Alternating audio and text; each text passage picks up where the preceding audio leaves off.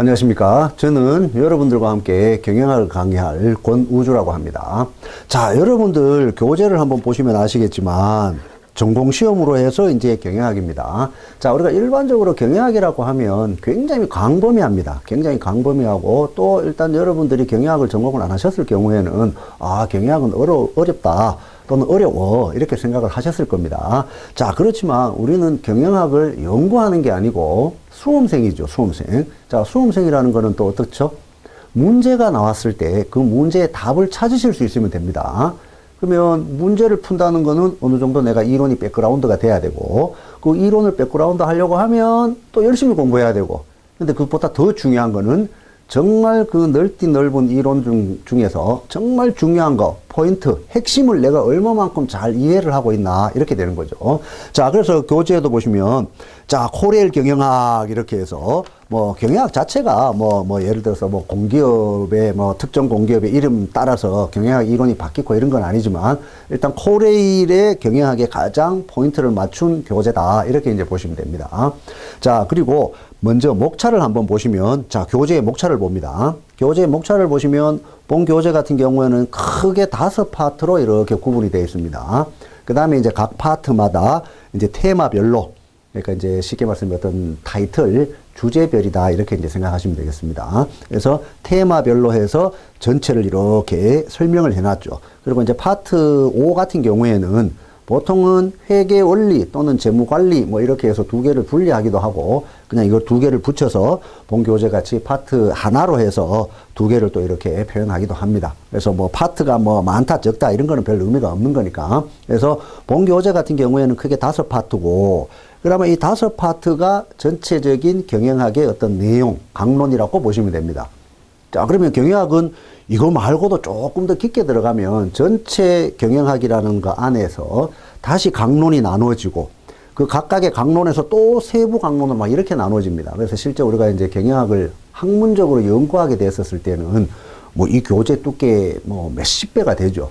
그렇지만 우리는 조금 전에도 말씀드렸듯이 수험생이니까 썸머리 추려서 우리가 공부를 해야 됩니다. 그렇지 않고서는 우리가 경영학을 할 수가 없습니다.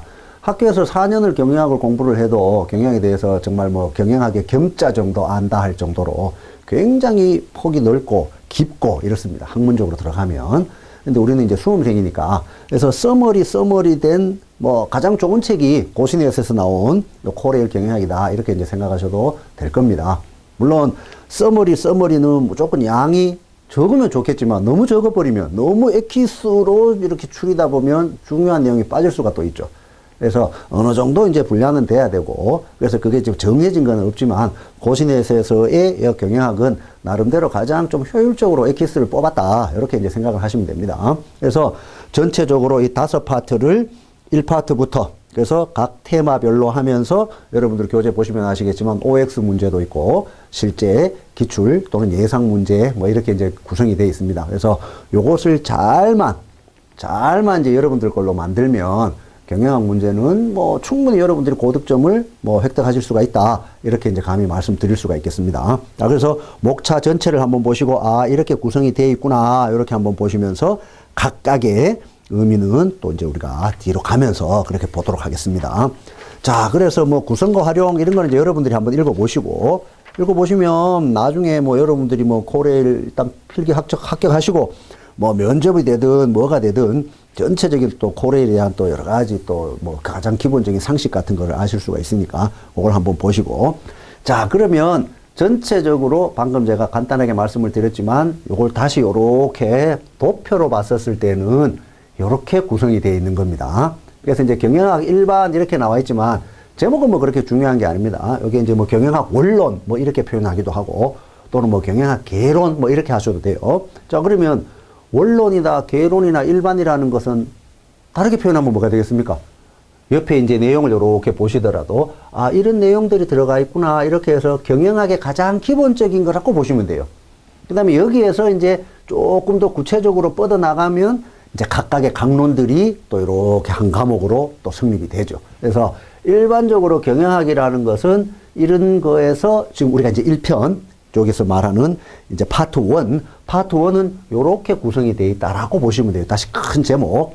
그리고 제가 이제 그 이론 강의를 진행하면서도 항상 말씀을 드릴 건데 타이틀, 제목을 신경을 쓰셔야 돼요. 세부 내용을 신경을 쓰시면 여러분들이 공부하실 때는 맞아 이해가 돼요. 그렇지만 돌았으면 잊어버립니다. 그래서 항상 타이틀, 그 다음에 서브 타이틀, 그 다음에 서브 타이틀 이렇게 해가지고 큰 거부터, 그죠? 가지부터 하는 게 아니고 이제 그 밑둥부터. 그래서 우리가 건물을 지려고 해도 기둥부터 세우잖아요. 철골 비임부터 세우잖아요. 그래서 경영학도 누가 뭐 어렵다 했든지 간에 일단 저하고 경영학을 하시게 되면 절대 경영학은 어렵지는 않다. 그렇기 때문에 가장 먼저 뼈대를 세우려고 하면 제목, 타이틀을 아셔야 돼요. 그래서 그 타이틀에 나오는 또 서브 타이틀, 그 다음에 그걸 먼저 머릿속에 딱 뼈대를 잡아 놓으면 그 다음에 내용은 얼마든지 여러분들이 쉽게 습득하실 수 있어요. 그렇게 하려고 하면 반복을 하셔야 됩니다. 그래서 저는 반복을 굉장히 강조를 많이 합니다. 이게 복습입니다. 복습. 예습은 할 필요 없어요. 복습. 그래서 반복 복습을 하시라. 이렇게 이제 말씀을 드리고. 자, 그러면 이제 테마, 그죠? 전체 그 일 들어가기 전에 파트 1 이렇게 보면 뭐 테일러 나오고 뭐 포드 나오고 페이올 나오고 뭐 관리 일반 나오고 배버 나오고 나머지 다 일일이 읽지는 않겠습니다. 자, 이런 게 이제 나오는구나 이렇게 보시면 돼요. 자, 그러면 시험에서 빈출, 그죠? 요거 빈출, 또 요거 행동과학이론 이렇게 나오는데 행동과학이론에 또 여러 학자들이 있습니다. 빈출. 자, 그러면 여러분들 이해하시겠죠, 그죠? 지금 여기에서 나온 거 파트 1에서 일단 요렇게 오각으로 펜타곤으로 딱 만들어 놓은 거는 빈출을 떼는 내용들의 타이틀을 이렇게 모아 놓은 거네. 이걸 이해를 하시면 돼요. 그래서 지금도 전체적으로 해서 빈출 유형 해가지고 이렇게 나오잖아요, 그죠? 빈출 유형. 그래서 빈출이구나. 자, 그러면 여기서 여러분들 해야 될 거는 제목. 타이틀을 여러분들이 이해를 하셔야 돼요. 자, 그 다음에 나머지는 여러분들이 이제 보시면 되고, 자, 그 다음 페이지에 이제 나오는 게 이거죠. 그러면 경영 일반 또는 개론, 원론 이렇게 해가지고 본 교재 같은 경우에는 테마 1부터 해서 19까지, 그래서 테마 1부터 해서 19까지 총 19개가 있구나. 자, 말 그대로 테마입니다. 테마는 뭐죠? 제목입니다. 제목. 그래서 방금 제가 말씀드렸듯이 타이틀.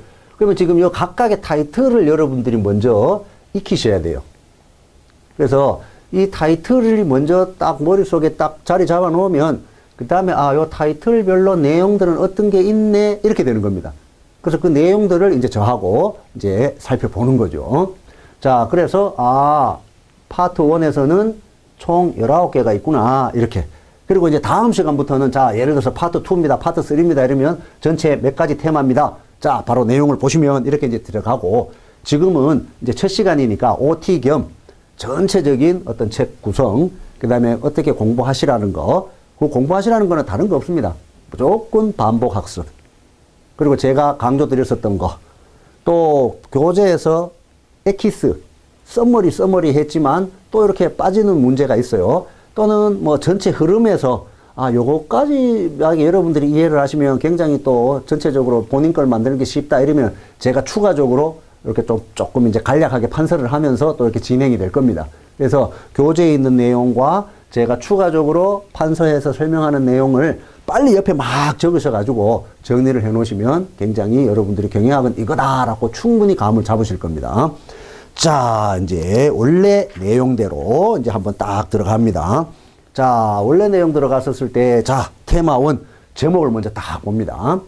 자, 여기에 있는 내용들을 여기 이제 그 전자칠판에 띄우지는 않았어요. 왜? 교재에 다 있는 내용이니까.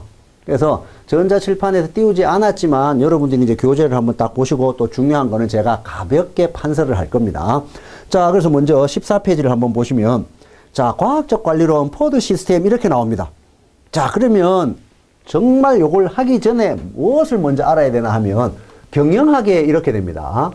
경영학에, 자, 경영학의 변천 과정입니다. 변천 과정. 그죠?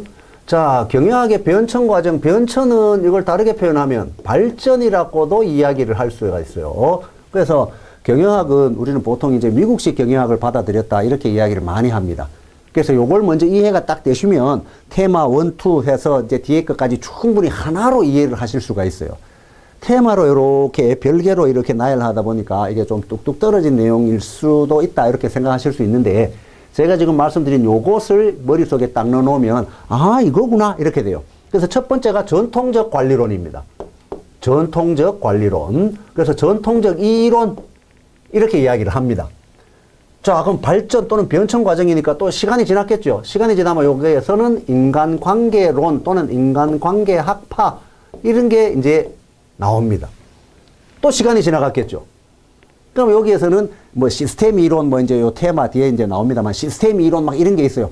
근데 거기서부터는 뭐 상황 이론, 시스템 이론, 뭐 의사결정 이론 해가 막 굉장히 많은 이론들이 있어요. 그거 우리 일일이 다 모아합니다. 그래서 여기에서는 근대 이론 이렇게 이야기를 합니다. 그래서 우리가 이제 기본적으로는 이 세 가지 단계만 먼저 머릿속에 탁 넣어 놓으시면 돼요. 이 세 가지 단계만. 그죠? 자, 그러면 이제 다음부터는 요게 이제 나올 때도 제가 이제 말로만 할 겁니다. 다시 판선 안 하고. 그래서 자, 그러면 여기에서 지금 14페이지 하는데 뭐 이런 걸 설명하고 있어요. 이게 돼야 됩니다. 이게 돼야. 이게 돼야 테마 1이 또는 테마 2가 이해가 돼요. 자, 그랬을 때 요 전통적 이론의 첫 번째 학자가 누구냐 하면 테일러입니다. 테일러. 그게 뭡니까? 자, 테마 1 이렇게 해가 과학적 관리론은 뭐 해가 설명이 이제 쭉 나오는데 근데 여기에서도 보면 뭐 테일러라는 학자 이름이 좀 안 나와서 그런데 원래는 나옵니다. 원래는 나와야 돼요. 그 다음에 두 번째가 포드입니다. 포드. 그 다음에 세 번째가 페요리입니다. 페이올 하기도 하고 뭐 페요올 하기도 하고 뭐 이래요. 어차피 우리나라 이름 아니니까. 그 다음에 여기에 베버가 나옵니다. 이 네 학자 무조건 빈출입니다. 이해되시겠죠? 자, 그래서 지금 여기에서 전통적 이론에서 요렇게 나오는 학자. 자, 그 다음에 또 시간이 갔어요. 이제 요거는 이제 테일러 포드 관련돼 갖고는 이제 테마 1에서 이제 살펴볼 겁니다. 그 다음에 시간이 가서 요가 메이오입니다. 메이오. 메이오. 근데 이제 보통 우리는 메이오만 알고 계시면 돼. 근데 이제 어떻게 되나 하면 요 학자가 마무리를 못 했어요. 마무리를 못 하다 보니까 후배가 그 밑에 있는 이제 후배가 마무리를 했어요. 그래서 그 학자 이름까지 하나 레슬리스 버거입니다. 발음이 좀 깁니다. 그죠? 그렇지만 어쩔 수 없어요. 레슬리스 버거 이렇게 돼요. 그 다음에 또 시간이 갔어요. 또 가가 여러 가지 다른 이론들이 쭉 나와요. 그걸 이제 다 포괄해서 근대 이론이라고 하고 요때 학자가 버나드입니다. 그 다음에 사이몬. 그래서 최소한 경영학의 1강 첫 시간에서는 이 학자들을 알고 계셔야 돼. 최소한. 그래서 지금 제가 요거 판서해 놓은 거는 여러분들이 무조건 빨리빨리 다 적으셨죠? 요거를 무조건 기억을 하고 계셔야 돼요. 자, 다시 이제 교재로 옵니다. 자, 그랬을 때 과학적 관리론 이렇게 나오죠. 이래 그 옆에다가 테일러 탁 적어 놓으십시오. 테일러. 그래서 테일러. 테일러는 경영학의 아버지 이렇게 이야기를 합니다. 경제학의 아버지는 아담 스미스. 경영학의 아버지는 테일러. 자, 그래서 이제 테일러가 과학적 관리론을 주장했구나 이렇게 되는 겁니다. 자, 그래서 요거 여러분들 한눈에 딱 들어오죠. 요거만 딱 보시면 자, 그 다음에 딱 봅니까? 테일러에 대해서 알아야 돼요. 그래서 특히 테일러하고 포드는 여기에다가 시스템을 요렇게 붙입니다. 그래서 테일러 시스템, 포드 시스템 이렇게 합니다. 또 이제 여기 가서 이제 시스템 이론 나오면 또 시스템이 뭐다는 건 이제 설명을 드릴 건데 우리가 일단 시스템은 합니다. 경영학을 안 하셨거나 또 처음 하셔도 여러 가지가 이렇게 모여가지고 전체가 그죠? 하나가 돼서 잘 굴러가는 걸 시스템이라고 이야기를 합니다. 자, 그랬을 때 자, 과학적 관리론의 개념 뭐 이렇게 나오는데 과학적 관리론 이렇게도 이야기를 하기도 하고 과학적 관리론자를 빼기도 합니다. 뭔지 모르겠지만 제가 제목 타이틀을 굉장히 주장을 했습니다. 그거 꼭 먼저 이해하시라고. 자, 지금 보면 어떻습니까? 과학적 관리. 뭔지 모르겠지만 관리를 과학적으로 했는 걸 이야기하겠네. 그죠? 뭔지 모르지만 관리를 과학적으로 했네. 그 제목에 그대로 다 나오잖아요. 그래서 타이틀만 잘 신경 쓰시면 내용이 그냥 얼추 이렇게 떠올라요. 거기서 이제 저하고 교재하고 같이 이제 여러분들이 다시 딱 정리를 해 놓으시면 그거 이제 본인께 되는 거죠. 거기 딱 보면 뭡니까? 과학적으로 분석을 했다. 또 유일 최선의 방법을 발견할 수 있다. 이게 무슨 말이겠습니까? 아, 이해 안 돼요. 동그라미 빨리 봅니다. 또 과학적 방법에 의해 가지고 그 쭉 해가지고 뭐 노동자 사용자를 다 같이 이렇게 했다. 그 다음에 또 뭐 경제 유인에 의해 동기가 유발되고 명확하게 알려져 있고 업무는 반복적이다. 아, 뭔 말인지 모르겠습니다. 그죠? 자, 한마디로 하면 과학적 관리입니다. 그럼 과학적이 뭐냐? 여기 나온 겁니다. 자, 다르게 표현하면 자, 과학적 관리를 함으로써 또 과학적 관리를 하기 위해서는 동그라미 1, 2에 나오는 과학적으로 분석을 해야 되고 과학적인 방법을 찾아야 돼요. 그렇게 하기 위해서는 두 번째 나오는 과학적 관리의 원리, 이걸 보셔야 돼요. 자, 거기 보니까 과학적으로 설정, 계속 과학적이라는 말이 나옵니다. 그죠? 과학적이라는 거는 뭐죠? 주먹구구식이 아닌, 이렇게 돼요. 주먹구구식이 아닌. 그래서 거기도 딱 보니까 또 과학적 방법으로 또 선발하고 훈련시키고 전부 과학적이라는 말이 나오죠. 그 뒤에 또 과학적 관리론의 내용, 뭐 합리적이고 경제인이고 뭐 이렇게가 쭉 나오죠. 아, 전체적으로 이해는 잘 안 됩니다. 자, 한마디로 설명을 드리면, 자, 과학적이라는 거는 나름대로 뭐가 근거가 있다는 겁니다. 나름대로 근거가. 그래서 그 근거를 테일러는 어디서 찾았나 하면 시간 연구, 동작 연구입니다. 그래서 이제 벽돌공이 벽돌 쌓는 거를 자기가 옆에서 이렇게 본 겁니다. 1900년대 초반에. 이렇게 보고, 똑같은 동작을 계속 반복하는 노동자가 훨씬 벽돌을 많이 쌓네. 이렇게 되는 겁니다. 멀리서 벽돌도 쌓고 뭐 시멘트도 썼고 뭐 이래 하는 그 노동자보다가 벽돌만 가져와서 쌓고 벽돌만 가져와서 쌓고 훨씬 작업 속도가 빠른 겁니다. 저거 시간을 한번 재볼까? 스톱워치, 타임워치. 시간을 딱 재보니까 시간도 점점 짧아지는 겁니다. 저거네. 이렇게 된 겁니다. 그래서 나름 1900년도 초반에 테일러는 과학적으로 그 과학적이 시간 연구, 동작 연구입니다. 자, 그러면 여러분들 그 빈 공간에 얼른 어디 아무 데나 적어놔요. 과학적 관리론의 개념 그 옆에 공간에 시간 연구, 콤마 동작 연구. 그래서 시험장에 딱 앉았을 때 시간 연구나 동작 연구 나오면 무조건 테일러의 과학적 관리법입니다. 나름대로 과학적인 겁니다. 그죠? 그러다가 보니까 당연히 어떻게 돼요? 사용자도 좋고 노동자도 좋아요. 왜? 생산성이 높아졌잖아요. 그죠? 생산성이 높아진 겁니다. 다 좋아요. 그 다음에 이제 쭉 해서 선발도 그냥 뽑는 게 아니고, 야, 너 벽돌 여기서부터 여기까지 좀 가져가 봐. 시간, 이렇게 재는 겁니다. 그래서 조금이라도 빨리 움직이는 사람을 또 선발하고. 그러니까 생산성은 높아지는 겁니다. 이해되시겠죠? 그래서 이제 쭉 보니까 과학적 관리론의 내용에 딱 보니까 뭐 합리적, 경제적 이렇게 나오죠. 자, 전통적 이론의 가장 포인트가 뭐냐 하면 합리성입니다. 합리성을 다르게 표현하면, 자, 여러분들 어렵지만 이 용어를 아셔야 경영을 하실 수 있어요. 뒤에 가도 자꾸 같은 용어들이 나옵니다. 효율성입니다. 효율성. 이거하고 또 똑같은 게 경제성입니다. 경제성을 또 다르게 표현하면 생산성. 그죠? 그러니까 어떻게 돼요? 아, 전통 이론 또는 전통 학파, 요 4명의 학자들은, 다른 학자들도 있어요. 그렇죠? 최소한 요 4학자는 알아야 돼요. 요 4학자들은 이걸 주장했구나. 그럼 이걸 한마디로 하면 어떻게 돼요? 무조건 생산성이나 효율성 극대화가 우선. 이렇게 된 겁니다. 그러면 지금 여기에 언급은 안 돼 있지만, 그죠? 이 이론, 이 학파들의 가장 단점은 뭐겠습니까? 인간을, 그죠? 또는 인간성을 무시했죠. 그죠? 야, 일만 마해가 결과만 좋으면 돼. 이렇게 되는 거죠. 그래서 인간성을 무시했고, 인간을 인간으로 취급 안 했다. 그래서 뭐가 되겠습니까? 기계인, 경제인, 기계인, 사람을 이렇게 기계로만 본 겁니다. 일만 해. 이해되시겠죠? 그러면 지금 거기에 과학적 관리론 개념에 요거까지 얼른 지금 추가해가 적어 놓는 겁니다. 그 다음에 딱 보니까 성과급제가 나와요. 성과에 따라서. 자, 그런데, 자, 이렇게 해놨죠? 기계같이 일을 해. 일 열심히 하는 사람도 있고, 열심히 하지 않는 사람도 있겠죠. 그래서 열심히 하는 사람. 그럼 그 열심히의 기준이 뭐냐?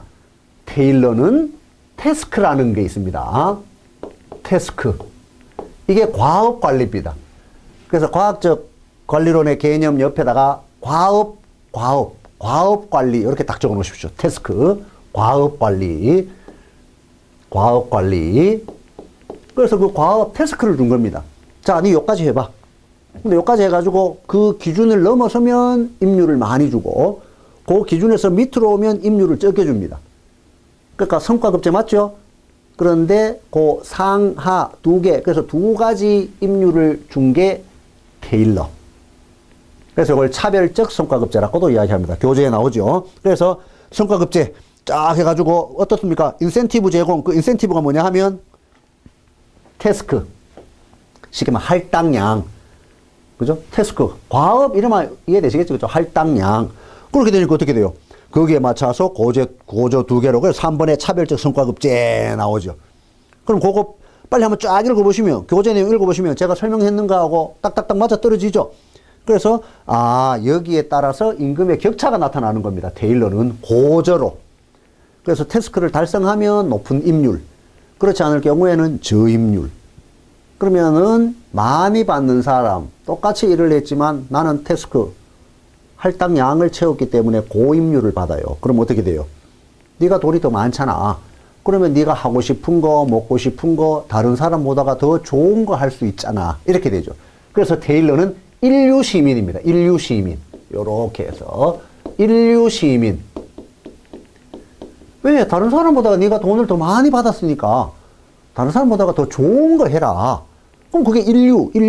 그래서 인류 시민을 주장한 겁니다. 그래서 그 엄청난 임금 격차가 발생한다. 동그라미 2번 뒤에다가 인류 시민 주장. 이렇게 딱 적어 놓으십시오.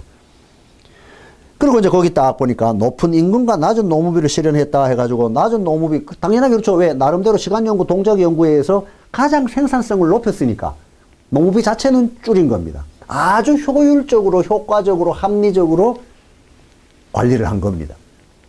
그렇죠? 자, 그러면 전체적으로 해서 그 14페이지 가장 큰 제목이 뭡니까? 테일러. 학자를 먼저 탁 적어 놓으십시오. 빨간 볼펜으로 적어도 돼요. 그게 이제 테일러 시스템. 그게 아주 간략하게 설명이 된 거. 그게 14페이지입니다. 그럼 그 14페이지에 왼쪽에 이제 작은 글씨로 되어 있는 거 있죠. 그죠? 그것도 여러분들이 이렇게 한번 읽어보시면 돼요. 그래서 거기도 이제 밑에서 위에 거 중에 밑에서 두 번째 보면 테일러 시스템이라고 한다. 이렇게 나오죠. 그러면 여러분들은 테일러 시스템은 전통적 관리론에 있어서의 테일러 시스템 다 한 겁니다. 그러면 이제 그 옆에 그 밑에 이제 포드도 있죠. 포드 시스템. 그게 이제 15페이지입니다. 자, 그럼 포드 시스템은 뭐냐 하면 테일러의 여러 가지 요렇게 좀 단점도 있더라. 그걸 요렇게 발전시킨 게 포드라고 보시면 돼요. 원래 이제 그 밑에 표를 설명하면서 또 나머지 빠진 것도 설명을 드릴게요. 지금은 이제 요 교재에 다 이렇게 써머리 핵심 요약을 해놨으니까 요거 위주로 일단 가면서 거기서 살짝 부족한 거는 제가 이제 설명을 드리는 겁니다. 자, 그 다음 포드 시스템입니다. 포드 시스템 많이 들어봤어요. 그죠? 포드 시스템은 지금 현재 미국의 포드 자동차 있죠? 그 포드 자동차 창시자입니다. 지금도 뭐 이제 요즘에 우리나라에도 뭐 외제차들이 워낙 많이 다니니까 포드차 다니죠. 포드차 파란 요런 타원에다가 포드 요렇게 적혀 있잖아요. 그 포드입니다. 그 포드, 이 포드 시스템이. 이것도 1900년대 초반에 그때 이제 이동 조립식 이런 걸 했으니까 아직까지 제조 공장에는 아직까지도 그 시스템을 씁니다. 그게 대단한 거죠. 자, 그랬을 때 포드가 나오면 자, 교재를 봅니다.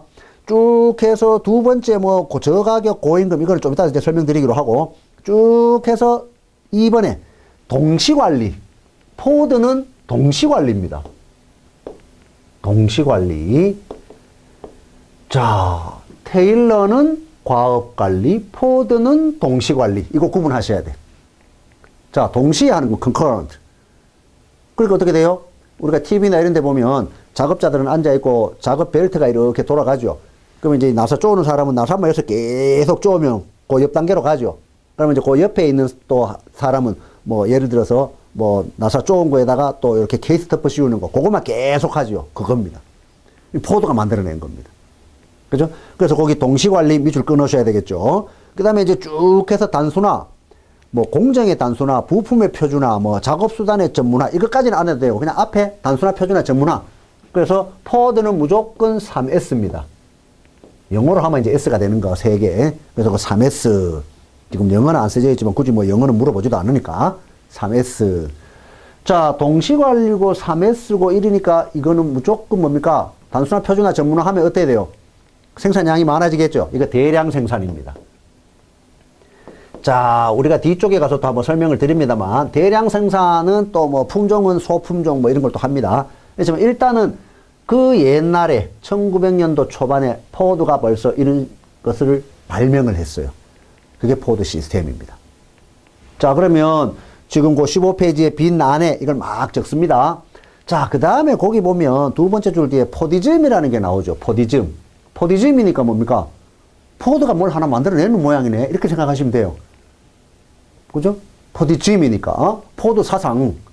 자, 포디즘은 뭐냐 하면 거기에 저가격 고임금 뭐 이렇게 원리를 실현했다 뭐 이렇게 나오는데, 자, 요것도 이제 뭐 틀린 말이라고 볼 수는 없지만 더 엄밀하게 포디즘의 의미는 뭐냐 하면 그 옆에 포디즘 해서 화살표 딱 당겨 올려가지고 이윤 동기를 봉사 동기로 이렇게 딱 적어 놓으십시오. 포디즘에 이윤 동기를 봉사 동기로. 자, 그럼 뭡니까? 이제까지는 이윤. 아, 딴 거 없어. 우리가 뭐 공장하고 생산 활동하는 거는 이윤 추구만 하는 것이야. 이윤 추구만 하면 돼. 이렇게 된 겁니다. 그런데 이제 포드가, 아, 그거 아니다. 사장 우리가 돈 다 가져가보고 이러면 안 된다. 이윤을 뭐로? 봉사 동기로.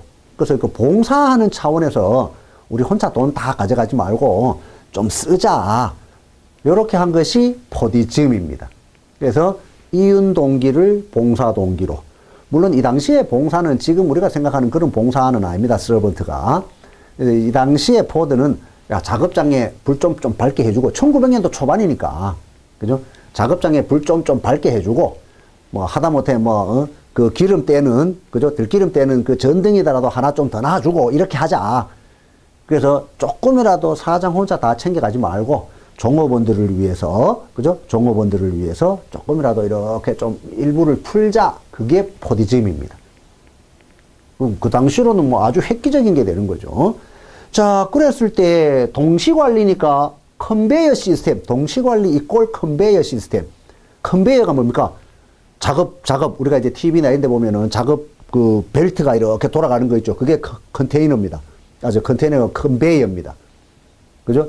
그래서 그 컨베이어 벨트가 이렇게 돌아가니까 나는 요것만 계속하고, 요 옆에 작업자는 또 그거 같이 하는 것만 계속하고, 그가 전문화가 되는 겁니다. 이해되시겠죠? 그래서 1, 2, 2에 다 되고, 이동 조립 방식. 이게 이동 조립 방식. 자동차 생산. 이동 조립 방식. 이해되시죠? 자, 그랬을 때, 자, 요거 전체 요 학자는 다음 이제 테마로 나가면 또 요 학자들이 나옵니다. 진짜 이제, 근데 여기서 이제 추가적으로, 그 동그라미 아니고 네모 3, 테일러 시스템과 포드 시스템의 비교 있죠? 요거 무조건 전체를 빨간색으로 동그라미. 이제까지 제가, 그죠? 설명 다 드리는 거 요 표에 다 엑기스로 담겨져 있습니다. 그죠? 자, 그럼 어떻게 돼요? 테일러 시스템 딱 보니까 테일러리즘 이렇게 나오는데, 테일러리즘이라는 말은 뭐 잘 안 씁니다. 그래서 이거는 뭐 별 의미 없고, 과학관리 나오죠? 그럼 과학관리는 뭐예요? 그 옆에 나오는 동시관리하고 구분하셔야 돼요. 자, 시험은 어떻게 나오겠습니까? 어려운 거 나오겠습니까? 어려운 거 안 나옵니다. 시험은 헷갈리기 쉬운 게 나옵니다. 헷갈리기 쉬운 게. 자, 그랬을 때 과학관리하고 동시관리하고 이거 두 개 구분하시면 돼요. 이거 두 개 구분하시면 돼요. 자, 그 다음에 쭉 보니까 고임금 전후비 저가격 고임금 이렇게 나오는데, 자, 요것도 실제 시험 문제 많이 나옵니다. 요거 헷갈려요. 그런데 요것도 간단합니다. 뭡니까? 임금은 어떻게 돼요? 임금은 둘 다 고입니다. 그래서 예를 들어 보기를 읽다가, 그죠? 보기를 읽다가 맞는 거 설명을 쭉 해놓고 저임금이 어떻고 저떻고 이러나 보면 그거는 뒤에 거 읽어볼 필요 없이, 그죠? 왜? 임금은 둘 다 고입니다. 그 대신에 테일러는 개별, 과업. 그러다 보니까 어떻게 돼요? 전후무비. 포드는 동시관리 컨베이어 시스템, 3S, 대량 생산 이런 걸로 하다 보니까 어떻게 돼요? 저가격이 되죠. 대량 생산하면 저가격, 왜 저가격이 돼요? 대량 생산한다는 것은 원재료도 아주 헐값에 대량으로 구매해오고, 그 다음에 3S에 의해서 자동화가 되겠지, 그죠? 자동화에 의해서 제품도 많이 만들어요. 그러면 당연히 원가 다운되죠. 대량 생산하니까 생산 절감되죠. 생산비 절감되죠. 시장에 싸게 나오죠. 시장에 제품이 싸게 나온다는 건 우리 경제에 고등학교 다닐 때나 뭐 이렇게 경제 보면 수요 곡선, 공급 곡선 이런 거 있죠. 시중에 가격이 떨어지면 수요량은 늘어나죠. 가격이 싸니까 수요량이 늘어나 공장에서 물건 만드는 족족 다 팔려. 이렇게 된다는 겁니다. 그러니까 당연히 고임금 저가격, 시장에서는 저가격. 그래서 고임금 저노무비, 고임금 저가격 구분. 가장 기본적인 겁니다. 그 다음에 기준, 뭐 이렇게 해가지고 뭐 네 줄 설명이 되어 있지만 기준 이런 거 필요 없죠. 뭡니까? 테일러는 과업, 태스크, 과업에 의해서. 포드는 뭐 다른 건 없어요. 그냥 전체적인 기준 자체가 대량 생산하는 거기 때문에 별 기준은 없어요. 그리고 세 번째 기준은 우리가 뭐 이렇게 스킵하셔도 되는 거. 그 다음에 내용 딱 보니까 시간 연구, 동작 연구 나오죠. 왜? 이것이 과학적 관리의 기본이 되니까. 뭐 테일러에 딱 나오잖아요. 포드 설명하면서 뭐 시간 연구, 동작 연구 이런 말 나오면 틀린 겁니다. 자, 그 다음에 직능별. 여기서 말하는 직능이라는 거는 뭡니까? 분업의 원칙에 의한 기능별 뭐 이렇게 돼요. 왜? 테일러는 과학적 관리에 의해서 이렇게 나름대로 시간이나 동작 연구해보니까 지 하는 거 계속 하는 게 가장 낫더라. 이것저것 하는 것보다. 그래서 거기에 직능별, 그 옆에다가 기능식 조직, 이렇게 하면 딱 적어 놓으시고, 또 분업의 원리 적어 놓으시고, 분업의 원리. 자, 이렇게 되면, 아, 테일러, 직능별, 기능별, 분업의 원리, 그 다음에 차별적 성과는 앞에 이제 설명이 되는 거고, 그 다음에 거기에 뭐 작업지도표, 제도 뭐 이렇게 나오게 이제 요거를 조금 또 이어받아가지고 한 게 이제 칸트 차트인데, 지금 우리는 그런 것까지는 하지 말고, 그 다음에 특징의 개별의 동그라미. 테일러를 설명하면서 기업 전체에 또는 구성원 모두에 이런 말이 나오면 다 틀린 겁니다. 개별입니다. 왜 개별입니까? 아, 요 지웠지만, 테일러는 뭐였죠? 과업. 그죠? 태스크. 그러니까 이거는 당연히 개별이 되는 거죠. 개인별. 개별이 됩니다. 그다음 포드는 딱 보니까 3S 나오죠. 컨베이어, 이동 조립, 동시관리 이런 게 막 나오고 대량 생산. 당연히 대량 소비되죠. 왜? 시중에 가격이 하락하면 수요량은 늘어나니까 수요 곡선. 그리고 연속 생산. 지금 연속 생산도 이제 뒤쪽에 한번 설명드립니다. 연속 생산되고 또 요거는 개인이 아니고 포드는 기업 전체의. 그래서 지금 아주 중요한 게 뭐냐 하면 그 표에 하나 적어 놓으시면 마지막에다가 테일러 밑에다가 과업의 표준화라고 적어 놓으시고 포드표 그죠? 맨 밑에다가 생산의 표준화 이렇게 적어 놓으시고 요거 두 개 구분을 하셔야 돼요. 근데 뭐 당연히 과업 들어가니까 요거는 테일러다 이렇게 생각하시면 되고 그 다음에 단순화, 표준화, 전문화 뭐 이렇게 해가지고 표준화가 딱 나오니까 이거 무조건 포드 이래버리면 안 돼요. 그죠? 테일러도 과업의 표준화, 시간 연구, 동작 연구에 의해서 과업 자체는 딱 틀을 만들어 놓은 겁니다. 메인 틀을. 그래서 거기에 맞게끔 선발하자. 구성원을. 근데 그 선발도 나름대로 과학적으로 하자. 이렇게 해서. 그래서 무조건 표준화가 있다 해가지고 포드 해버리면 안 돼요. 앞에 조건을 잘 보셔야 돼요. 앞으로 수업 진행하면서 제가 또 그런 것도 강조를 할 건데 반드시 무슨 조건이 있습니다. 뭐뭐 하면 뭐뭐. 그때 뭐뭐 하면을 잘 보셔야 돼요. 그 두 개를 바꿔요. 그죠? 그리고 생산의 표준화, 요거는 포드입니다. 과업의 표준화, 요건 테일러입니다. 이해되시겠죠? 그래서 요거 구분. 그래서 그 표를 한번 딱 보시고 요걸 구분을 하셔야 돼요. 자, 테일러 포드 문제는 무조건 한 문제는 나온다고 보시면 돼요. 근데 경영학의 아버지니까 무조건 한 문제는 나오신다고 보시면 돼요. 자, 그 다음에 이제 기출 문제를 한번 보도록 할게요. 지금 요거를 전체적으로 이해를 하고 계셔야 돼요. 자, 그 다음에 요거 지우고요. 자, 그 다음에 기출 문제. 자, 문제를 풀 때도 이제 앞으로 이제 지금 오늘은 이제 OT 겸 뭐 이렇게 해가지고 조금 천천히 하고 점차 이렇게 조금 빨라질 겁니다. 자, 문제를 푸실 때도 자, 우리의 문제 푸는 습관은 어떻나 하면 테일러의 과학적 관리론에 관한 설명으로 옳지 않은 이걸 다 읽고 있는 거예요. 그러면 시간 오바. 빨리 읽어야 돼요. 그래서 속독하는 습관을 또 들으셔야 돼요. 근데 무조건 빨리 읽는다고 되느냐? 안 되겠죠? 속독도 하시면서 뭘 하셔야 되나 하면 문제에서도 키워드를 찾으실 수 있어야 돼요. 자, 지금 우리가 14페이지, 15페이지 하면서도 전체를 제가 다 안 읽죠. 중간중간 막 읽죠. 그때 빨리 여러분들이 밑줄을 긋고 또 조금 미흡한 부분 제가 판사하면서 설명드리죠. 빨리 옆에 적어 놓고 그래서 그걸 무조건 빨리빨리 좀 하실 수 있어요. 시간을 잘 조절하셔야 돼요. 시간만 많으면 우리 문제 다 풉니다. 근데 한정된 시간에 우리가 문제를 풀다 보니까 실수도 하고 그 트릭에 탁 빠지는 겁니다.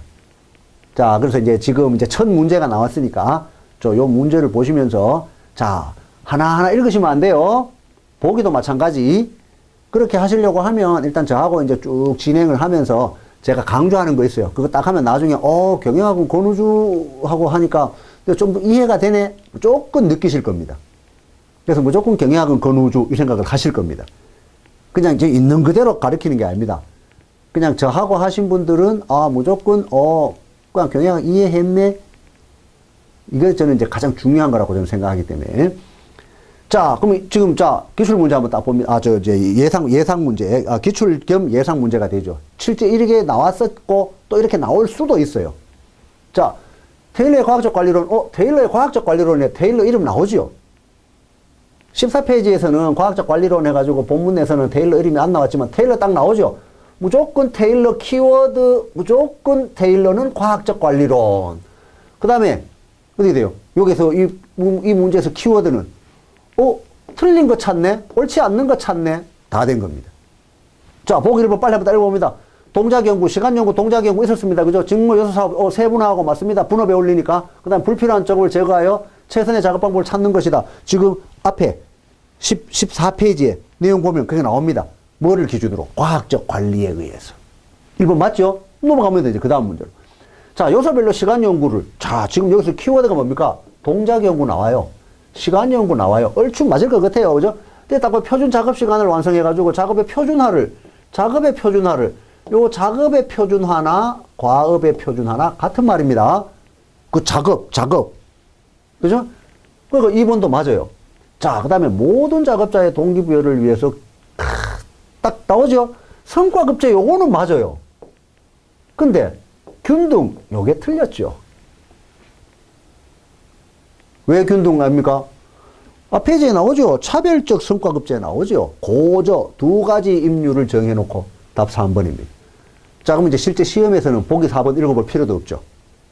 근데 지금은 이제 우리는 연습이고, 그죠? 또 실제 경영학을 전공하셨던 분도 계시겠지만, 또 경영학을 처음 보시는 분도 있을 거니까, 또 이제 보기 4번 우리 한번 읽어봅니다. 우리는 이제 훈련이니까. 분업 원리에, 분업의 원리. 자, 지금 교과서에는 언급이 안 됐지만 제가 설명을 드렸었습니다. 그죠? 기능식, 직능식, 또 이렇게 하면서 분업 원리에 의해서, 분업 원리에 입각해서, 자, 쭉 해서 자동화하고 부분별로 전문 관리자를 두었다. 요게 맞아요. 자, 요게 이제 뭐냐 하면, 우리가 이제 조직행동론 이렇게 해가지고 또 뒤에 가면 또 나옵니다. 그래서 요게 뭐냐 하면, 기능식 조직입니다. 기능식 조직을 직능식 조직이라고도 이야기를 해요. 그러면 이거 좀 이해가 안 되시는 분이 있어요. 그죠? 그래서 이해가 안 되기 때문에 여러분들이 돈을 내고 이렇게 인강을 듣고 하잖아요. 그냥 할 것 같으면 저는 항상 저도 합니다. 혼자 공부해도 돼요. 우리 한글 다 아는데. 그래서 요런 것 때문에 그냥 여러분들이 저하고 공부를 하는 겁니다. 자, 그러면 이렇게 보기 4번은 이렇게 됐어요. 기능식 조직을 하네. 근데 경영학을 처음 하시면 이거 뭔지도 아주 이해 안 돼요. 일단 이렇게 적어 놓으시면 돼요. 그러면 나중에 쭉 진도가 나가시다가 어느 순간에 이렇게 돼요. 자, 보기 4번을 한마디로 하면 자, 우리가 다 알고 있는 각각의 부서라고 보시면 돼요. 각각의 부서. 각각의 부서가 뭐가 있어요? 자, 우리가 일반적으로 지금 준비하시는 분들 중에 이렇게 알바가 되든 어떤 조직 생활 조직 생활 한 번이라도 경험해 보신 분도 있을 수 있고 전혀 그런 거 없이 이제 있으신 분도 있겠지만 우리가 어떤 취업이 되는 거 안 해봐도 자, 예를 들어 A라는 회사에 가니까 그건 총무부가 있어요. 그죠? 총무부가 딱 있고 난 다음에 또 그 옆에 딱 보니까 인사과가 있어요. 인사부. 그 다음에 물건을 팔아야 되니까 마케팅 부서가 있어요. 또 마케팅 부서만 있어가 되는 게 아니고 그게 이제 재무관리입니다. 돈을 조달하고 운영을 해야 되니까 재무과도 있어요. 그죠? 등등등등. 무슨 과, 요 과자를 붙일게요. 그죠? 무슨 과 이런 게 있겠죠? 그죠? 무슨 과 이런 게 있습니다. 이런 게 뭐냐 하면 요게 자, 쭉 해서 분업의 원리에 의해서 관리자의 업무를 자동화하면서 부문별로 요걸 또 다르게 표현하면 기능별로, 또 다르게 표현하면 직능별로 구분해가지고 각각의 과. 이게 테일러의 대표적인 주장 중에 하나입니다.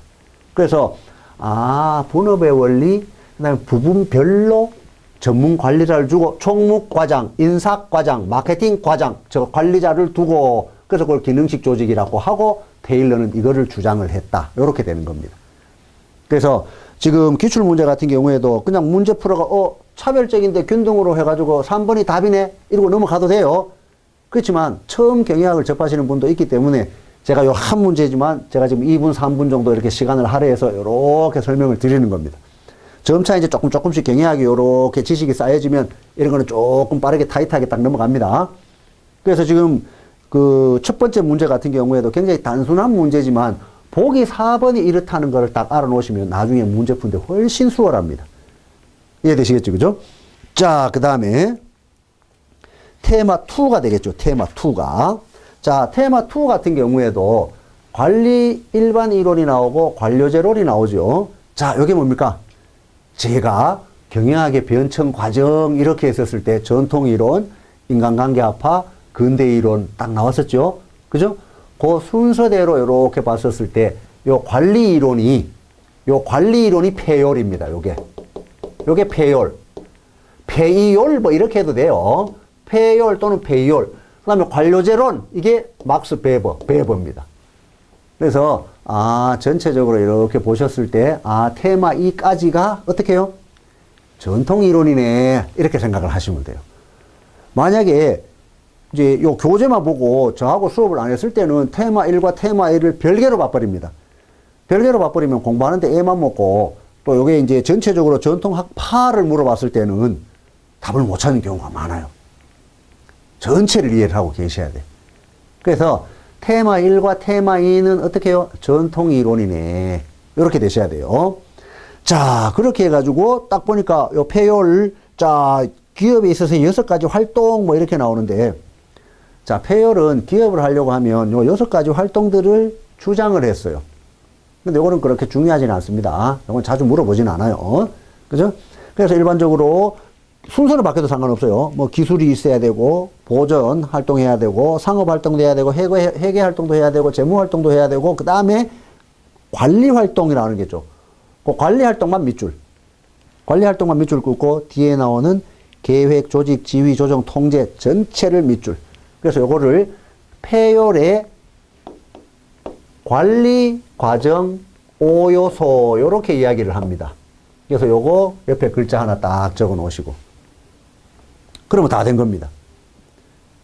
폐율은 무조건 관리 5요소. 이게 빈출. 그래서 중간에 다른 걸 넣어놓거나 아니면 이걸 순서대로 바르게 나열한 것은 이렇게 나옵니다. 그럼 지금 거기에 기업의 6가지 활동 이렇게 나와서 표로 나오니까 여러분 조금 이해가 안 되실 수 있는데 이게 뭐냐 하면은 간단하게 설명드리면 이게 기업입니다. 이게 기업 활동입니다. 자, 기업이 활동을 하려고 하면 이렇게 보시면 돼요. 거기서 언급된 6가지가 이거다. 그래서 기술, 보존, 상업, 재무, 회계, 관리 요 6가지가 다 이렇게 얽히고 설켜야 기업이 잘 돌아간다. 이렇게 이제 보시면 되는 겁니다. 그래서 이거는 뭐 조금 올라갔는데 이렇게 좀 다시 낮출게요. 이렇게 되는 겁니다. 그러면 폐율 다 했어요. 그 다음에 폐율의 14가지 일반 관리 원칙 이렇게 나오는데 말 그대로 14가지의 폐율이 주장을 한 겁니다. 근데 요거 외우실 필요가 없어요. 나중에 그 다음 페이지에 나오는, 그 밑에 나오는 배버 하시면 요거 이해 다 돼요. 그럼 뭐냐면 첫 번째 나오는 분권화하고 분업화하고만 구분을 하시면 돼요. 실제 문제에서도 이렇게 나옵니다. 자, 폐율이 주장한 관리 일반 원칙에는 분권, 분업, 그러니까 지금 그 뒤에 나오는 분업, 첫 번째 나오는 분업 있죠, 분업. 요게 폐율이다. 분권화는 아닙니다. 분권화는 권리, 권한, 그죠? 권력을 나눠주는 거고, 반대가 직권이고 이렇게 돼요. 그래서 그걸 왜 따로 제가 적었나 하면, 분업, 분권, 글자 하나 차이지만 엄청난 의미가 차이가 있습니다. 그죠? 그렇게 해서 요거 구분 정도. 그 다음에 나머지는 뒤쪽에 가서 다 설명이 돼요. 그래서 배버가 나오면 무조건 관료제입니다. 그 밑에 나오는데 배버의 관료제와 유사하다고 보시면 돼요. 특성이 유사하다. 요렇게만 딱 보시면 폐혈의 관리원칙 14가지 쉽게 이해하실 수가 있어요. 그래서 지금 14가지 지금 언급을 안 합니다. 자, 그 다음에 그 밑에 보니까 이제 배버가 딱 나옵니다. 배버. 자, 막스 배버입니다. 막스 배버는 여러분 많이 들어보셨죠, 그죠? 자, 관료제가 나와요. 자, 뭐 주관적인 판단에 맡길 수 있고 뭐 이렇게 쭉 나옵니다. 자, 경의학을 처음 하셨더라도 우리 관료제, 관료 이거 이야기는 들어봤죠? 그리고 고등학교 다니실 때 사회 시간에도 이거 나옵니다. 관료제, 관료조직, 뭐 관료사회 뭐 이런 거. 요즘에도 그런 거 나오잖아요. 관료사회는 뭡니까? 이런 사회가 대표적인 관료사회입니다. 그죠? 그래서 배버가 나오면 무조건 관료제가 떠오르셔야 돼요. 이게 뷰로크러시입니다. 뷰로크러시. 요거까지도 알고 계시면 더 좋고, 뭐 영어 스페링은 몰라도 돼요. 이걸 또 우리나라 말로 뷰로크러시라고 이렇게 많이 씁니다. 그래서 배버, 관료제, 뷰로크러시. 자, 그럼 관료제는 이게 뭐냐 하면 큰 조직이, 거대한 조직이 효율성을 강조할 때 그때 가장 적합한 조직 구조가 관료제도다. 이렇게 이야기를 합니다. 그래서 이제 관료제가 딱 나오면 무조건 우리는 군대라고 생각하시면 돼요. 군대 조직. 그 다음에 정부의 어떤 이런 행정 조직. 대표적인 게 관료제입니다. 그러면 이제, 요거 이해되시지, 그죠? 계급사회. 그죠? 군대. 이병, 일병, 상병, 병장. 병장 월급이 뭐 어마어마하게 올라버렸죠, 이제 원래부터는. 그죠? 하여튼 고려되고. 그 다음에 행정조직, 정부조직. 뭡니까? 정부조직. 9급, 8급, 7급, 6급. 그죠? 딱 정해져 있잖아요. 피라미드 형태. 그게 관료제입니다. 그러니까 어떻게 돼요? 거기 딱 나오죠? 1번에 두 번째 줄 뒤쪽에 규칙, 절차 밑줄 끊으시고, 세 번째 줄 책임 소재 분명 또는 명화, 그 다음에 의사결정 공식 또는 공식화, 문서화, 그거 밑줄 다 끊어놓고. 그러니까 어떻게 돼요? 한마디로 하면 규정, 규칙, 절차를 지키는 것이 관료제다. 그래서 우리가 뭐 주민센터나 뭐 시청이나 이런 데 가거나 또 뭐 예를 들어 뭐 군부대 또는 뭐 정부 일 뭐 이렇게 할 때 뭐가 나옵니까? 뭐 이야기를 하려고 하면 절차상 어쩔 수가 없습니다. 저는 해드리고 싶은데 지금 아주 결재가 안 났습니다. 결재가 나야 우리가 문서를 꾸며가지고 이제 규칙대로 합니다. 그러니까 뭐 맨날 뭐 규칙대로 뭐 절차상에 뭐가 이런 말 들어보셨죠? 전부 이겁니다. 관료제. 무조건 규정, 규칙, 절차. 뭐 조금 빠르게 뭐 융통성 있게 뭐 조금 이렇게 좀 안 돼요.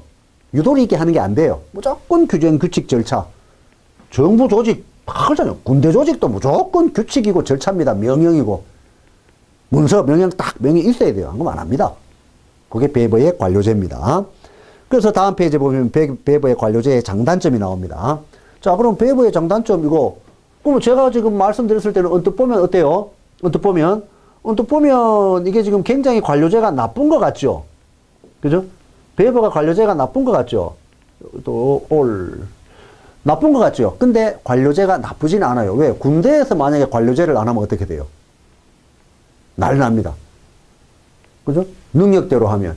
야, 너 대학 나오고 대학원 나왔으니까 이제까지 요 병장이 고등학교 나왔는데 너 대학 나오고 대학원 나왔으니까 너가 내일부터 병장해. 그리고 너는 예를 드는 겁니다. 너는 고등학교 나오고 그러니까 너 내일부터 너 일병해. 이러면 군대 안 돌아가죠. 그러니까 어떻게 돼요? 장점도 있어요. 근데 그 장점이 뭐냐 하면 그 조직의 특성에 따라 또는 기업의 목표에 따라 목적에 따라 관료제가 적합할 수도 있어요.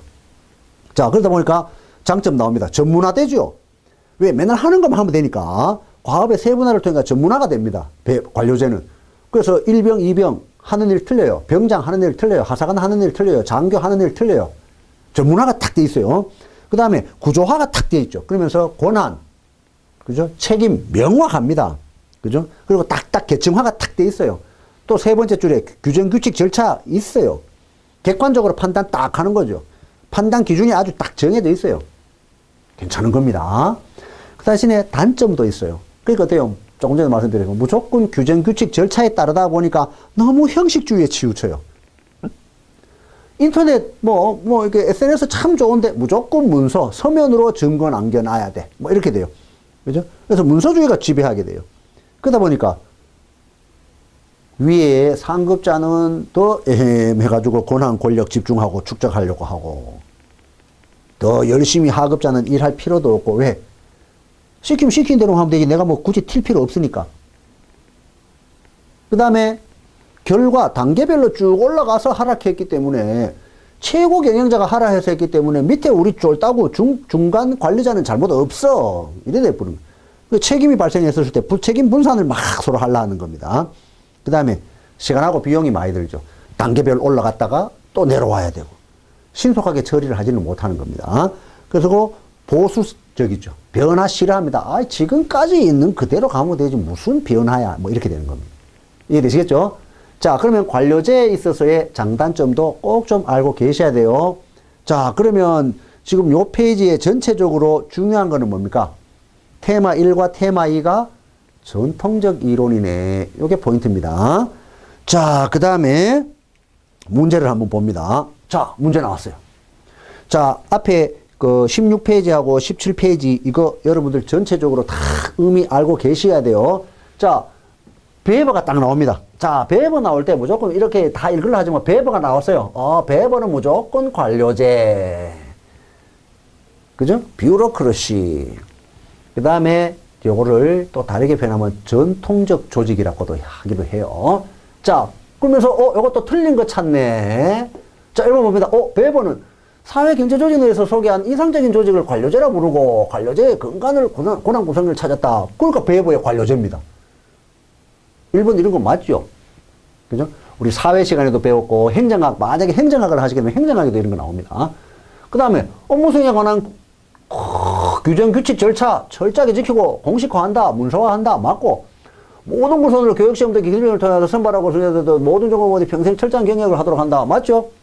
앞에 내용은 다 읽어보시면 다 있어요. 그래서 무조건 공식적으로 하는 겁니다. 공식화를 조금 더 부연 설명한 게 보기 3번이라고 보시면 돼요. 자, 그 다음에 제안의 함수를 강조한다. 여기 아직 하지는 않았어요. 요거는 뭐냐 하면 사이몬입니다. 사이몬. 사이몬의 제한된 합리성 이거 뭐 굉장히 중요합니다. 또 사이몬 나올 때 요거 할 때 되면 또 제가 또 아주 간단한 또 뭐 표 같은 것도 하나 말씀을 드립니다. 요거는 사이몬이지 배바입니다. 그리고 답 4번. 그리고 해설란에도 뭐 사이몬은 제한된 합리성의 이론을 뭐 이래가지고 해설 쭉 나오는데 지금은 뭐 해설 이런 거 신경 쓰지 말고 뒤에 가면 사이몬 나오면 한번 설명드릴게요. 그리고 사이몬은 관리인 이거를 주장을 했습니다. 그 다음에 이제 뭐 의사결정에는 정형적 의사결정, 비정형적 의사결정 뭐 이런 걸 주장하고 막 이런 게 있어요. 그렇게 한번 보시면 돼요. 그래서 전체적으로 답은 나왔습니다. 이거는 전혀 배부하고 상관없어요. 그래서 요거는 제한된 함수 이거는 굉장히 중요해요. 이것도 빈출입니다. 빈출. 그래서 이거 나올 때 이제 의미 설명드리기로 하고 일단은 배부하고는 상관없다. 답 4번 이렇게 되는 겁니다. 자, 이번 시간에 여기까지 하고 잠시 쉬었다가 테마 3 살펴보도록 하겠습니다. 네, 수고하셨습니다.